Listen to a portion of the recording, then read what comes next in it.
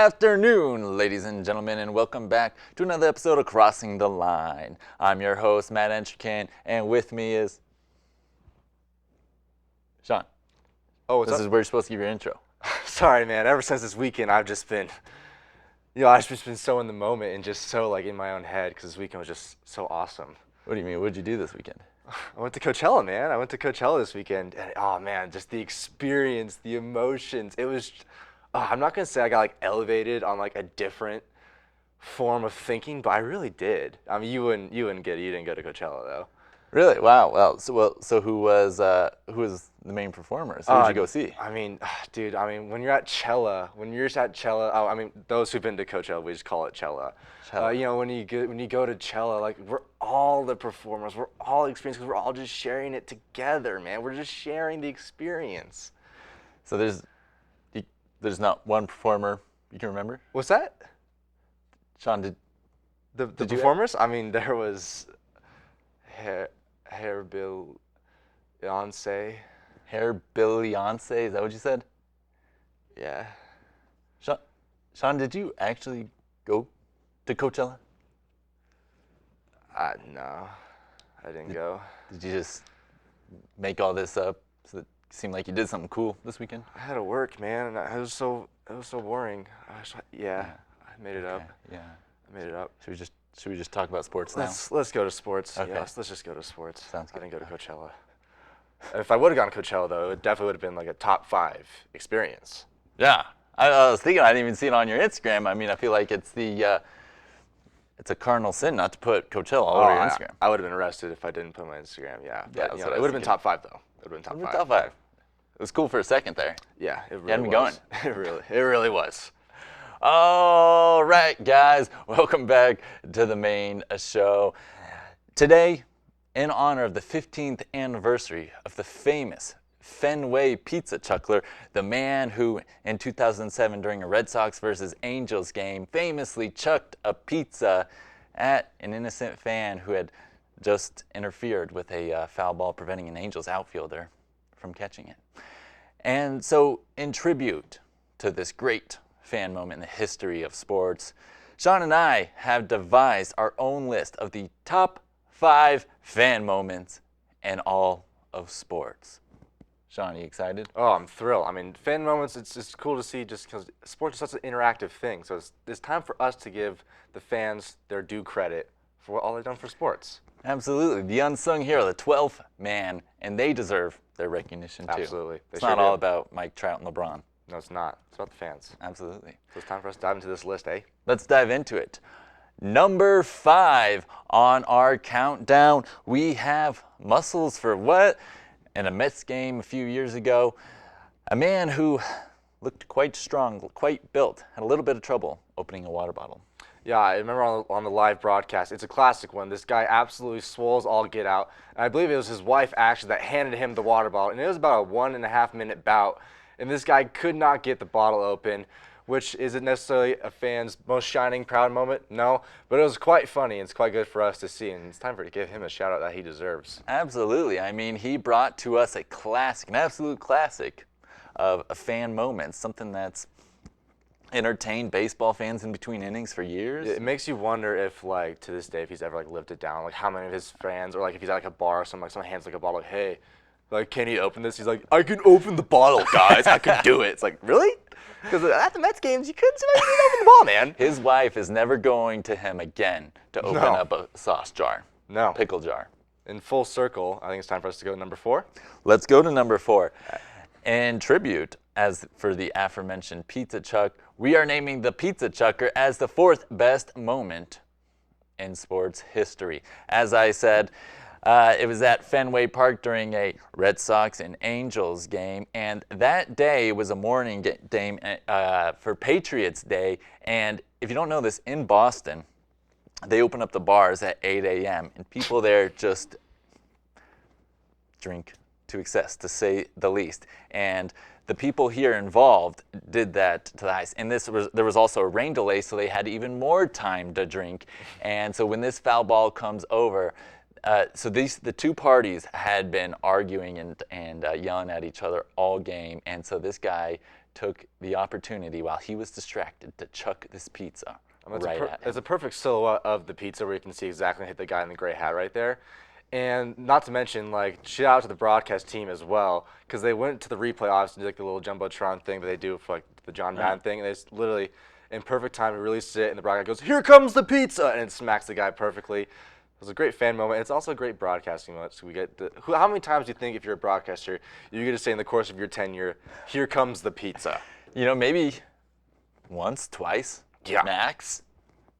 Maybe. Maybe. If that. I mean, there's only so many food items that get thrown. But a pizza toss, of all things. He didn't throw a beer can. He didn't even throw hands. He threw pizza. If you were in that fan's perspective, where they interfere with a foul ball, could be on a crucial out for either team, what would you throw? Or if you were to throw something, what would be the item of choice that you would throw? Great question. Sean, off the top of my head, you know, cotton candy, that's a no. What do you call it? Caramel corn, that's a no. Nachos, maybe. Nachos, if you have good proximity. Nachos, much like the pizza, it's got the good, because when you throw it, it's got the good splatter on it. So not only is it going to hit the guy, but it's going to make your lasting impact on said person. That's right. Like a grenade, a little bit spreads.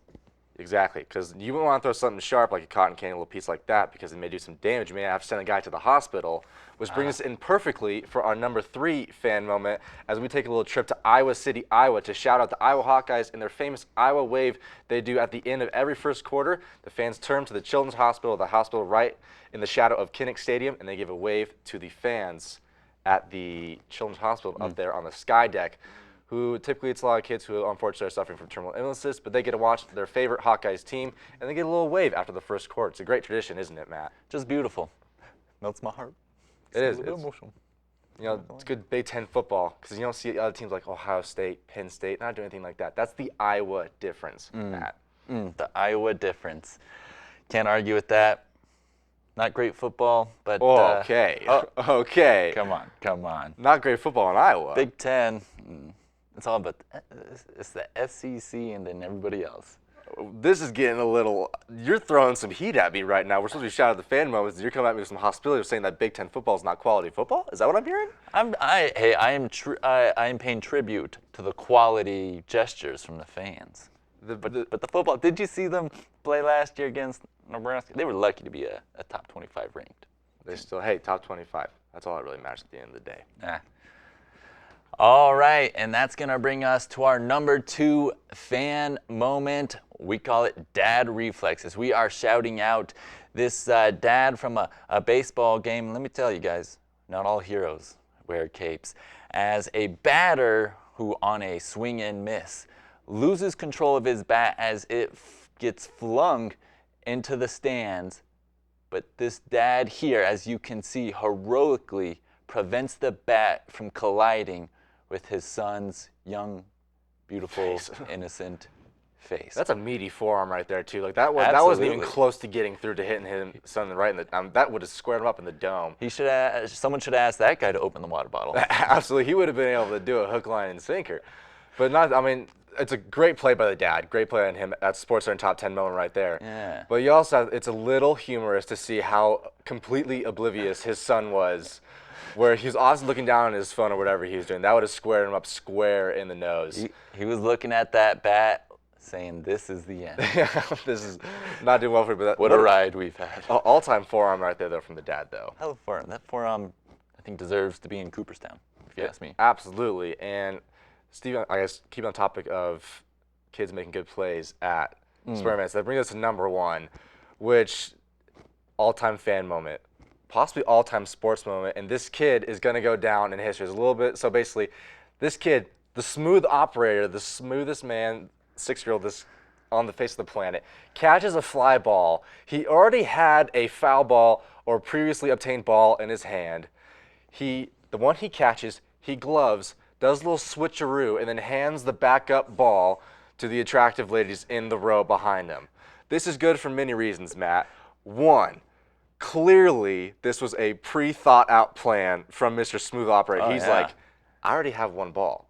If fate somehow comes its way towards me and I get another one, this is my time to make the move. I will be The ready. 1-2, switcheroo, rotate the ball, and then you make a play for the ages. Absolutely clean. I'll tell you, if you ever wanted to see the 12-year-old white version of Will Smith from Hitch, that's him. That's what he looks like, I bet. Maybe it was. Maybe a little, I don't know. But let me tell you something. I've never seen a much better example of the best of both worlds since Hannah Montana. This guy's a legend. I mean, and you also have to think, if you're in this kid's position, you know, if he's riding his parents' car, riding the light rail, however he's getting to the game, you're game planning. You're thinking, you know, best case scenarios of what could happen in the situation. One, you catch a foul ball. He already gets that. You somehow maybe get invited onto the field. That didn't happen. Or number three, you make it on TV. But I think the most important for every teenage boy is, like, if there's an attractive girl behind me, find a way to break the ice and get in her favor. And he ticks all the boxes here, where he gets on TV, he gets a foul ball, and he gets his absolute game. You know, I don't know if he got her number or not, but that was 8 years ago. Now I'm thinking he might at least be 18, so I hope fate has brought them together by now. It's got to be one of the best love stories I've ever heard. Maybe even Wedding Bells. Maybe. There's a little bit of an age difference, but who cares? Love has no age. That's right. Unless it's of age. It needs to be of age. Yes, of age. But when it is... We're a very law-abiding team here, crossing the line. Yeah, we are. We may cross the lines during sports banter, but when it comes to legal issues, we stay comfortably close to the line. Yes, we do, Matt. Not too far away, not too close. How about we go to our shout-outs? How's that sound? All right, let's go to our shout-outs. Real shout-outs. Are you kicking this one off? Yeah, I'll kick this one off. I'm going to be shouting out the newest edition of The Match. Patrick Mahomes and Josh Allen are going to be teaming up against Aaron Rodgers and Tom Brady in a golf expedition. And Peyton Manning and Tom Brady had been the first people to do this, but they're mixing it up a little bit. And yeah, they're doing a little old versus new, or as we like to say, goats versus lambs. Perhaps the next generation of true football greatness going against the one that is hopefully someday on their way out. That is a lot of money on that golf course right there. A lot of big contracts there. A lot of valuable human beings. A lot of valuable right arms. I'm sticking in Grand Junction here for my shout-out, and we had some history over the weekend. I'm not talking about Coachella. I'm talking about the beach volleyball team here at CMU as they become the Division II national champions this weekend in the beach volleyball tournament. They upset the defending champions Tampa Bay the University of Tampa in the semifinals. They beat Spring Hill College in the championship, and they are the first non-coastal team to win the beach volleyball Division II national champions. Well done, ladies. You made all your fellow Mavericks incredibly proud. Unbelievable. Unbelievable. A Colorado team winning the beach volleyball national championships. Beaches where? Championships right here. Here in Grand Junction at Colorado Mesa University where they belong. College of Champions. Absolutely. Where Absolutely. You know, we don't, academics, not that important. Athletics. That's where it's at, guys. Winning ships here. What's our GPA? Sports. Okay.